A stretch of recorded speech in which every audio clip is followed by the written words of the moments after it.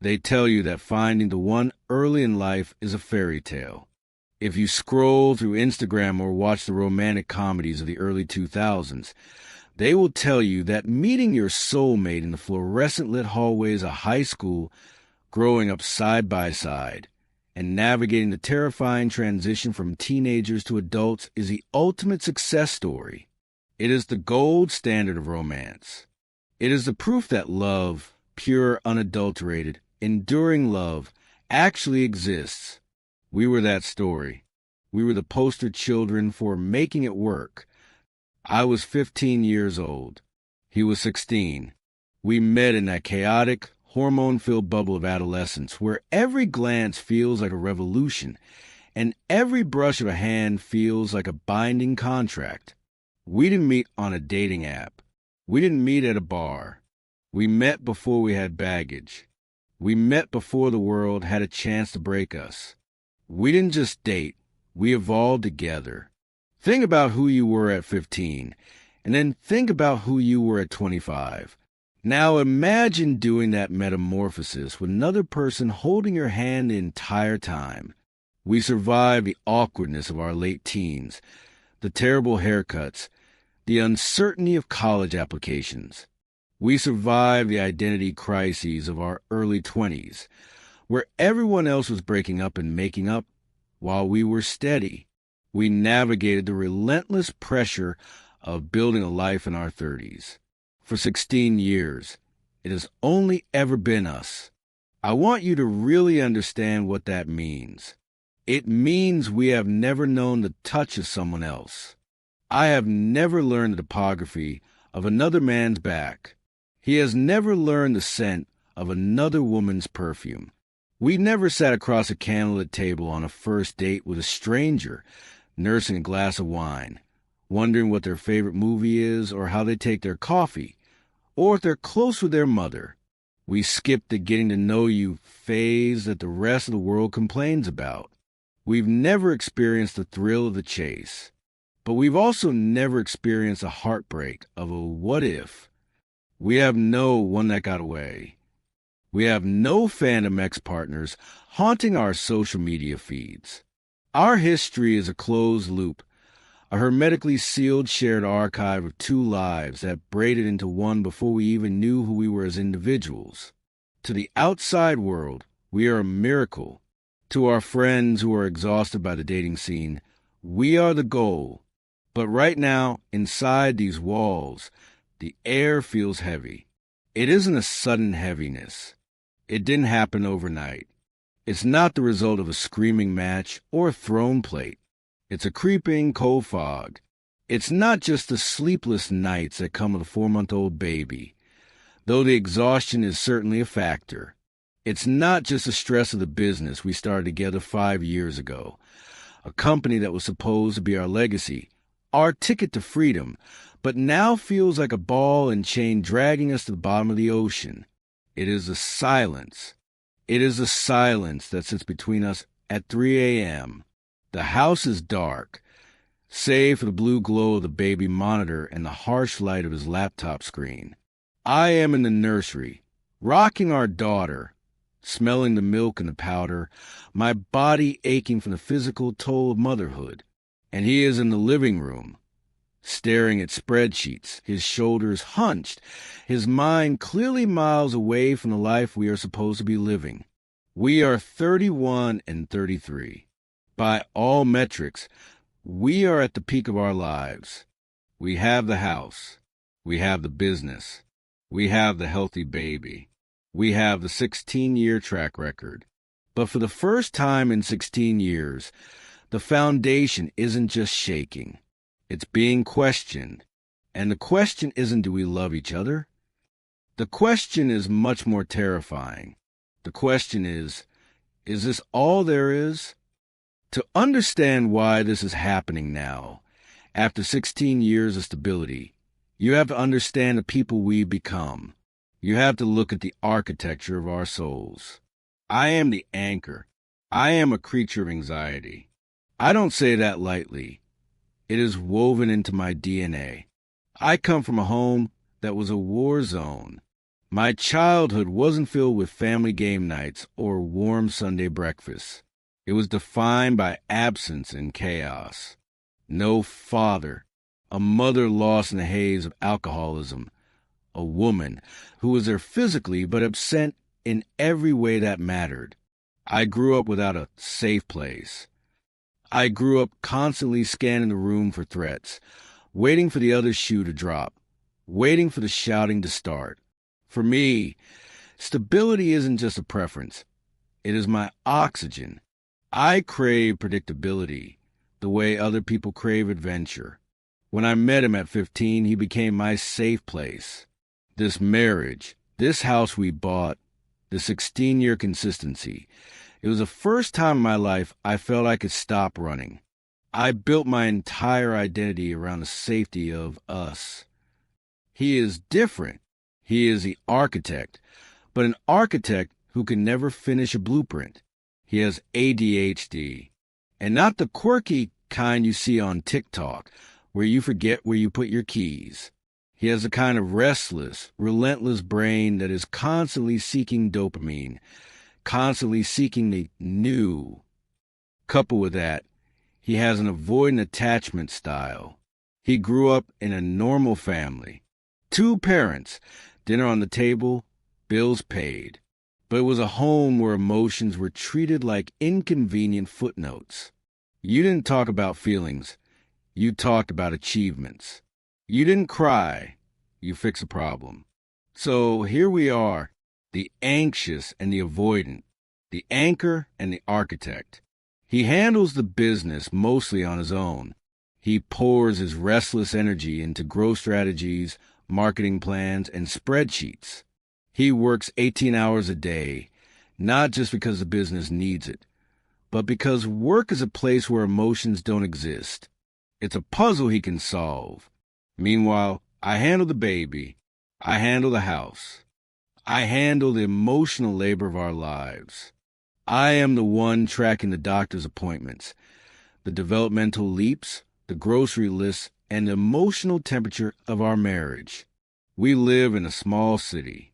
We moved here for the business, away from what little support system we had. We have no family nearby. We have no village. There is no grandmother coming over to hold the baby, so I can nap. There are no aunts to take the baby for a walk, so we can have a date night. It is just us, just 2 people, a struggling business and a crying infant, trapped in a relentless cycle of doing without ever being. Recently, the pressure became too much. We did something we've always been good at, the one thing that has saved us for 16 years. We talked, because we were friends first, before the romance, before the sex, before the mortgage. We have this terrified, brutally honest line of communication. But honesty, I am learning, is a double-edged sword. Sometimes the truth doesn't set you free. Sometimes it cuts you open. We were sitting in the kitchen. The baby was finally asleep. He looked at me, his eyes rimmed with red, tired from the weight of his neurodivergent brain that never, ever stopped spinning. And he admitted the truth. He didn't say he wanted a divorce. He didn't say he hated me. He said he feels suppressed. He feels like he met me so young that he never got to discover who he is outside of us. He looks in the mirror and sees a husband, a father, a business owner, but he doesn't see himself. He wonders about the life he didn't live. He wonders about the parties he never went to, the chaotic trips he never took, the mistakes he never made. And yes, he wonders about the other women. He wonders what it's like to be with someone else.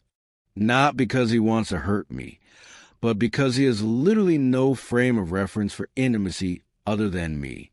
He told me he feels stuck. He looked at me with tears in his eyes and said, "I love you. I love our life. But the curiosity about the world I missed is starting to rot the world we built." It was the most painful thing I have ever heard. Because how do you fight curiosity? You can fight an affair. You can fight a financial crisis. But how you fight the ghost of a life that never happened? It is a specific kind of agony to look at the person who is your entire world, the person who saved you from your childhood, the person who shares your DNA in the form of a child, and realize that they feel trapped by your presence. I sat there, listening to him describe this hunger for the unknown, and I realized something terrifying about myself. I realized that I love him too much to keep him in a cage, even if that cage is made of gold and shared history. I don't want to hold someone who is only staying out of obligation. I don't want to wake up in 10 years, when we are 41 and 43, next to a man who secretly resents the fact that I am the only woman he has ever known. I don't want to be the reason he feels his life was small. So I did the unthinkable. I heard the words leave my mouth before my brain could process the danger. It felt like I was watching myself in a movie, screaming at the character to stop, but she wouldn't listen. Maybe you should go, I said. The silence that followed was deafening. Even the refrigerator seemed to stop humming. Maybe, I continued, my voice shaking, maybe you need to experience what you feel you missed. Maybe we need to take a break. Maybe we need to step back so you can see if this is truly the life you want or just the life you fell into because you were 16. I suggested a break. I want to be clear. I do not want this. Every cell in my body screams against it. I do not want to sleep with anyone else. I have no curiosity about other men. I don't want to go on Tinder. I don't want to have awkward first dates. I just want the stable, loving home I never had as a child. I want him, but I am terrified that if I don't set him free now, the resentment will grow like a mold in the walls of our house. It will be invisible at first, but eventually it will rot the support beams, and the whole thing will come crashing down on our heads and on our daughter's head. But we aren't 20 anymore. This isn't a college breakup where you move out of the dorm and block each other's numbers. We have a 4-month-old daughter. She eats every 3 hours. She needs her father. If he goes off to find himself, if he goes off to rent an apartment and experience the bachelor life he skipped, what does that mean for the midnight feedings? What does that mean for the colic? What does that mean for the first steps? And what does it mean for our business? We are 50-50 as partners. Our finances are entangled in a knot that would take a forensic accountant months to unravel. We sit across from each other on Zoom calls every day. If he is out there exploring other beds and other lives, do we still talk about quarterly taxes on Tuesday mornings? We aren't in a crisis of anger. That's the hardest part. If he were cheating, I could scream. If he were abusive, I could leave. But we aren't screaming. We are just two people standing on the edge of a cliff, looking down into the fog. I looked at him, and I saw a flicker of hope in his eyes when I suggested it. And that hope hurt more than any anger ever could. We are wondering if jumping is the only way to find out if we can fly, or if jumping just means we shatter on the rocks below. The break. It is a dangerous concept in a marriage. It's a word people throw around in sitcoms, but in real life with a mortgage and an infant, it is a logistical nightmare. I have spent the last few nights spiraling. My anxiety, which I usually keep on a tight leash, has broken free. I am obsessing over the money and relationship logistics. People ask, has anyone survived this? Can you really let a partner go, let them experience the variety they crave, and then welcome them back into your bed as if nothing happened? Let's play this out. Let's say we do it. Let's say for 6 months we live apart. He gets his apartment. He downloads the apps. He goes to the bars.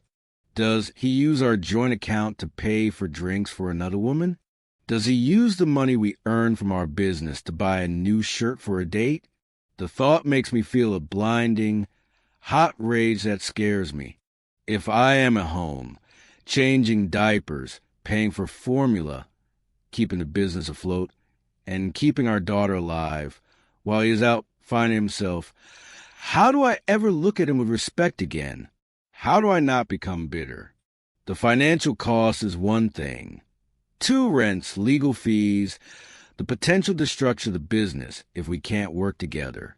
But the emotional cost is a mountain I'm not sure I can climb. And then there is the comparison. This is my deepest, darkest fear. I am not an easy person. I know this. I come with baggage. I come with anxiety.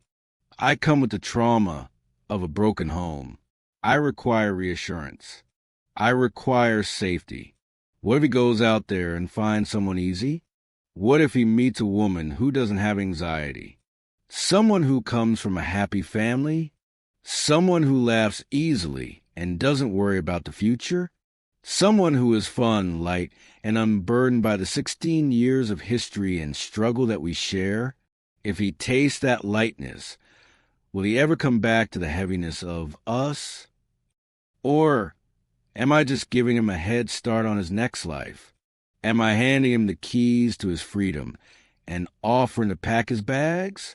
I am torn between 2 versions of myself. There is the protector. She wants to lock the doors, hold him tight, and say, "No, you made a vow. You stay, and we work through this. Unhappiness is part of life. Deal with it." And then there is the partner, the one who loves him. She wants to be the kind of wife who allows for growth. She wants to be the person who says, "I love you enough to let you see that the grass isn't greener." But growth usually involves pain. And I am already in so much pain. I'm scared that letting him free is just a polite, cowardly way of saying the end. I'm scared that a break isn't a pause button. It's a stop button. And what about our daughter? Someday she will ask about this. Will we tell her, "Daddy needed to go date other people to make sure he wanted to be here"? Or will we tell her, "Mommy was too scared to make him stay"? We are still questioning. Nothing has been signed. No bags have been packed. We are still in this house. We are still running this business. I am still waking up at 3 a.m. to rock the baby, and he is still staring at his laptop. But the ghost of his unlived life is now sitting at the dinner table with us every night. It eats with us. It sleeps between us. I look at him across the table, and I see the man I fell in love with at 15. I see the boy who held my hand when my mother was in the hospital. I see the man who built a company from nothing with me. But I also see a stranger who is desperate to run. This brings me to the question I want to ask you. To anyone watching who has been here, to anyone who has been the one who wanted to leave, or the one who was left behind, is a marriage defined by the fact that you only want each other? Or is it defined by the fact that you choose each other, even when you know what else is out there? Because we've never known what else is out there, our choice feels unproven. It feels fragile. It feels like we walked into a restaurant and chose the only meal on the menu because we were too young to read the rest of the list. And for 16 years, we've been happy with that meal. But now, he's wondering if he would have liked the steak, or the fish, or just something different. Is the truth worth the destruction? If I let him go, and he comes back, will our marriage be stronger because he chose to return? Or will the memory of the others, the dates, the freedom, the women, become a permanent third party in our marriage? Can trust ever be repaired once the seal is broken? I want to believe in the fairy tale. I want to believe that 16 years of shared history, of growing up together, is enough to hold us together. I want to believe that being high school sweethearts is a blessing, not a curse. But as I look at my husband, I am realizing a hard truth. For him to truly stay, for him to be fully present in this life we built, he might first have to leave it. He might have to go out into the cold to realize how warm this fire actually is. And as for me, I'm just trying to figure out how to be a safe place for a man who isn't sure he wants to be home. I am trying to figure out how to keep my heart open when every instinct I have is telling me to barricade the doors. We are standing on the precipice, and I don't know if we are about to learn how to fly or if we are about to fall. They say that intuition is just your brain processing information faster than your conscious mind can keep up. It's a survival mechanism. It's that tiny voice that whispers run before you even see the predator in the grass. For 11 years, I ignored that voice. I drowned it out with expensive vacations, a beautiful home, and the comfort of being the wife of a successful architect. I told myself that marriage is work. I told myself that successful men are just complicated. I told myself that I was a problem, that I was insecure, jealous, and needy, because that's what he told me, over and over again. But last Tuesday, the voice stopped whispering and started screaming, and all it took was a 4-hour drive, a locked bedroom door, and a silence so loud it shattered my entire life. My name is Claire. This is a story of how my 11-year marriage ended, not with a bang, but with a GPS ping. To understand why this hurts so much, you have to understand what we had, or what I thought we had. My husband, David, owns his own architectural firm. He built it from the ground up about 5 years ago. I supported him through the lean years, handling the kids, the house, and the finances while he poured 80 hours a week into the business. When the money finally started coming in, it came in fast. We moved to a better zip code. We upgraded the cars. We started taking these trips, lifestyle maintenance, he called it. We became the couple everyone else wanted to be. We were in Canada, up in Whistler, for a week-long ski trip with 2 other couples, our longtime family friends. It was supposed to be the highlight of our winter. The powder was perfect, the cabin was luxurious, and the wine was expensive. On the surface, it was paradise. But looking back, the tension was there from the moment we unpacked. David was glued to his phone, not just checking emails, that distinct, guarded way people check their phones when they're hiding something. Screen tilted away, brightness down, taking calls on the balcony in the freezing cold. I asked him about it on Sunday night. We were sitting by the fire, and I reached for his hand. "Is everything okay at the firm?" I asked. He pulled his hand away, just slightly. "It's fine, Claire. Vanessa is spiraling again. She needs help with the Peterson account." Vanessa, his business partner, the third person in our marriage. Monday morning rolled around. We were scheduled to drive back home on Tuesday. It's a 4-hour drive from the resort back to the city. We had planned a big group dinner for Monday night, a fondue thing the kids were really excited about. At lunch, David slammed his phone down on the table. "I have to go back," he said. He didn't look at me. He looked at his fork. "What? When?" I asked. "Now. Tonight. There's a crisis with the permits on the downtown project. Vanessa is freaking out. I need to be there first thing Tuesday morning to put out the fire." I felt that familiar knot in my stomach. "David, can it wait? We can leave at 5 a.m. tomorrow. We'll be back by 9 a.m. "No," he snapped. The sharpness of his voice startled our friends.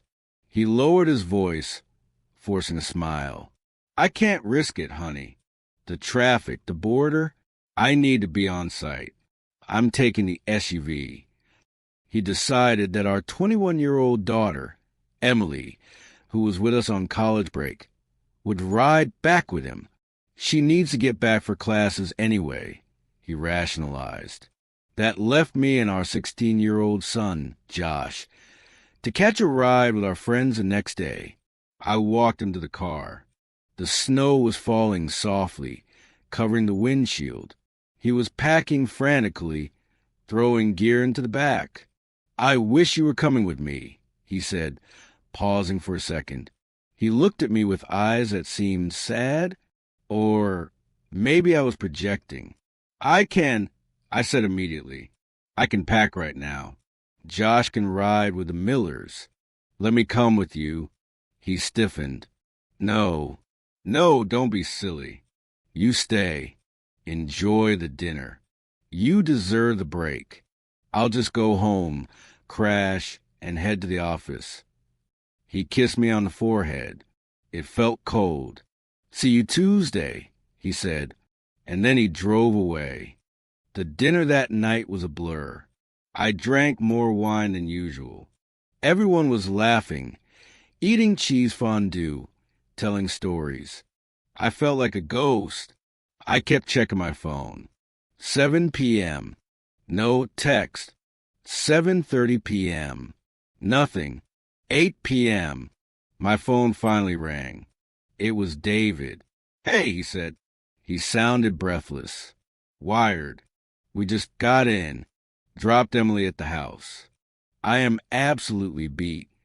"You made good time," I said, checking the clock. "It's barely 8. "Yeah." Traffic was light. "Look, I'm exhausted. I can't believe you guys are still partying. I'm going to bed." I frowned. "Bed? David, it's 8 p.m. You never sleep before midnight." The drive was brutal, Claire. My eyes are burning. I'm turning my phone off. I need solid sleep for the meeting tomorrow. "Love you." He hung up before I could say, "Love you" back. I sat there, staring at the phone. I'm turning my phone off. Who says that? In 2024, who announces they're turning their phone off unless they specifically don't want to be reached? My friend Sarah touched my arm. "Everything okay?" "Yeah, I lied. He's just tired." But the knot in my stomach was tightening. It was pulling tight like a noose. By 9:30 p.m., the party was winding down. We were back in our suite. I put on my pajamas, but I knew I wouldn't sleep. I called David, straight to voicemail. I texted him, "Hey, just checking you got an okay. Love you." No delivery receipt. I waited 10 minutes. I opened the Find My app. We share locations. We have for years, mostly for safety with the kids. His dot was there. At our house. 14 Oakwood Drive. "Okay," I whispered to myself. "He's home. He's sleeping. Stop being crazy, Claire. Stop being the jealous wife he says you are." But I couldn't stop. I called Emily. She stays in the guest suite above the garage when she's home. "Hey, Mom." She answered on the second ring. She sounded normal, relieved. "Hey, sweetie," I said, try and keep my voice casual. "Did Dad seem okay when you guys got home?" He sounded weird on the phone. "He was fine," Emily said. "He just dropped me off and went inside. Said he was crashing immediately. Is his car in the garage?" I asked. Pause. "I think so." I went straight up to my room. "Can you do me a huge favor?" I asked. "Can you just go check on him?" I have a bad feeling. Just knock on the master bedroom door. Make sure he's actually there. "Mom," she sighed. "Seriously, please, for me." I heard her get out of bed. I heard the door of the guest suite open. I heard the crunch of her footsteps on the driveway as she walked to the main house. "Okay, I'm in the kitchen," she whispered. "Lights are all off. Go to the bedroom." She walked up the stairs. I held my breath. "Dad," she knocked. Silence. "Dad?" "Mom is worried." She tried the handle. "It's locked," she said. "Locked. We never lock our bedroom door. Why would he lock it if he's alone in the house?" "Knock harder," I said. She pounded on the door. "Dad, wake up." Nothing. No shuffling. No groaning.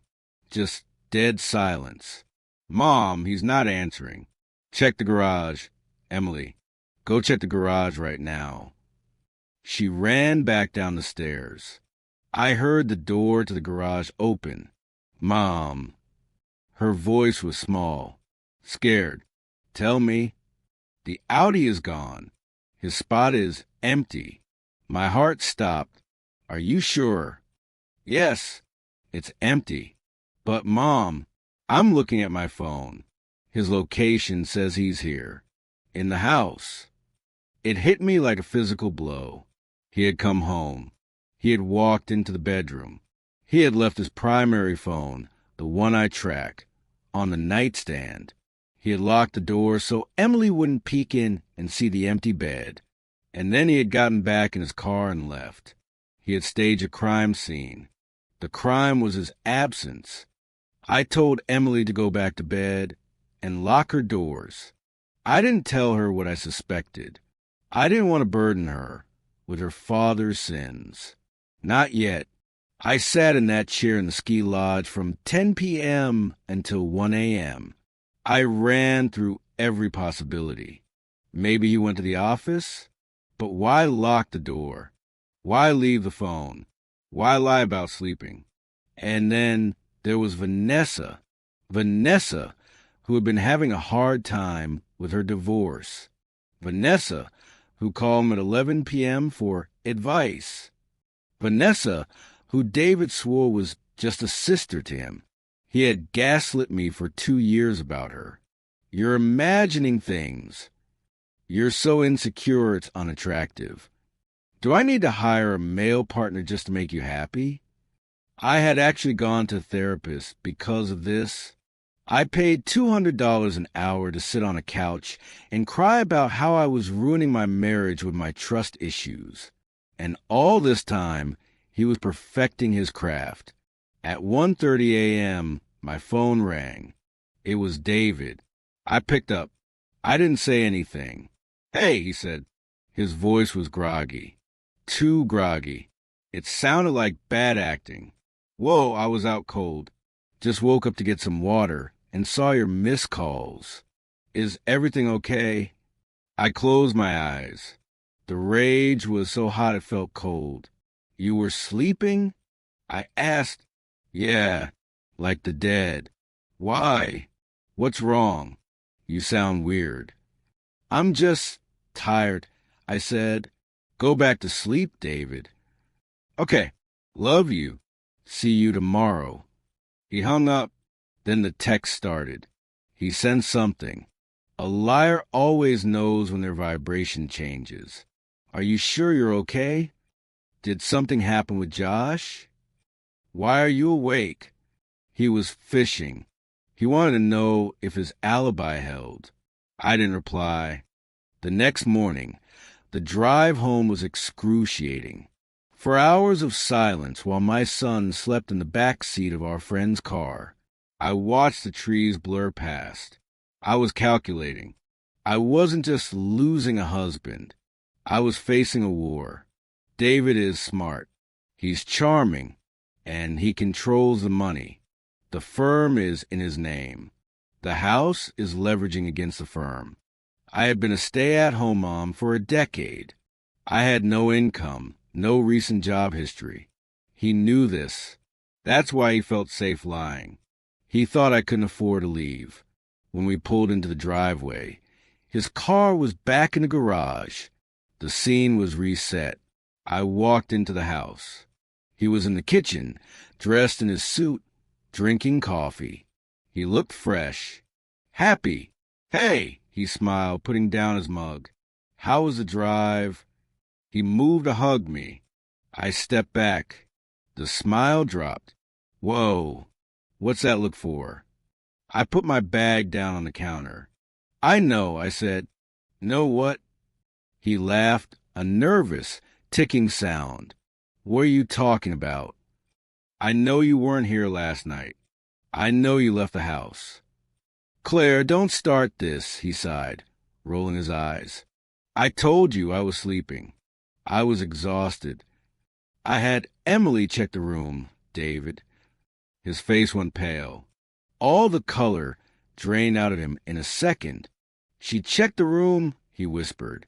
She checked the door. It was locked. She checked the garage. Your car was gone. But your phone? Your phone was pinging right upstairs. I leaned in close. You planted your phone.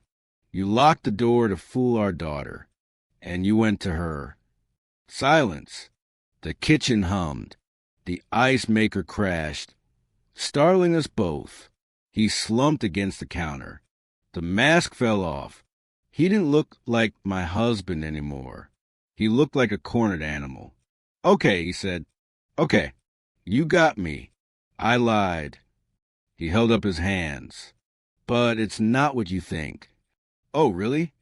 I went to the office, he said. He was gaining confidence again. Improvising. I had so much work to do, Claire. But I knew if I told you I was working late again after leaving the trip, you'd be furious. You'd say I prioritized the firm over you. So I just wanted to avoid the fight. I went to the office to work in peace. You locked the bedroom door to go to the office?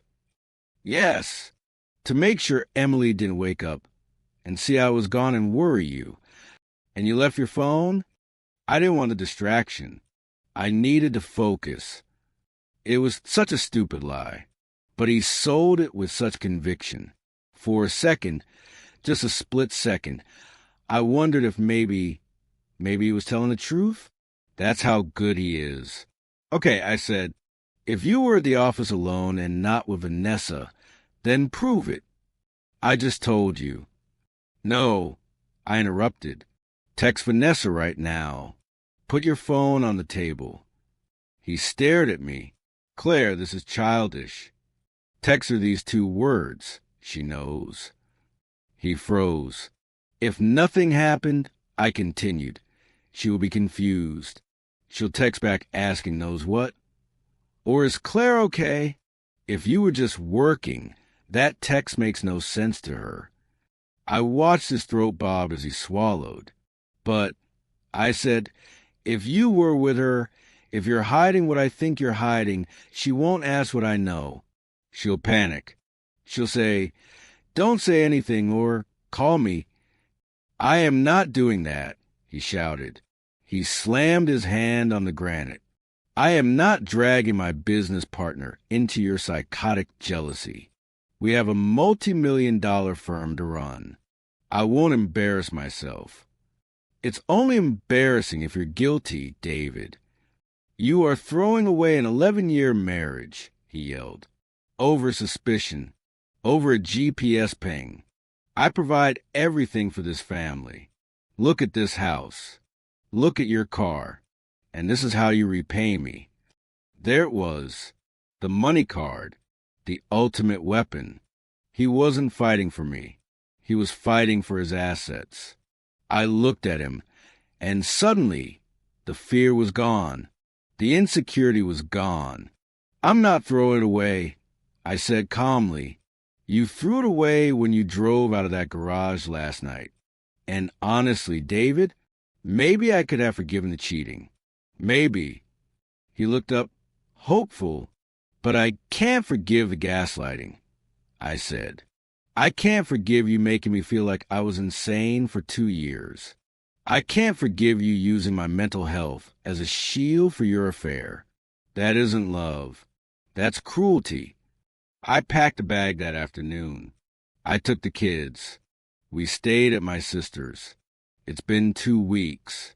The divorce papers are already filed. He's currently telling everyone in our social circle that I had a breakdown and became paranoid. He's trying to cut off my access to the joint accounts. He's trying to bully me into a quiet settlement to protect the firm's reputation. But he forgot one thing. I handled the books for the first 5 years. I know where the bodies are buried. And I know how much that firm is actually worth. This isn't going to be the quiet divorce he wanted. If you are listening to this and you have that feeling in your gut, that sick, heavy feeling that something isn't right, listen to it. Don't let someone tell you you're crazy just because they're clever. Don't let the lifestyle or the money or the history keep you in a house where you're being lied to. The truth might destroy your life as you know it, but it's the only thing that can set you free. I lost my husband. I lost my home, but I got my sanity back. And that is priceless.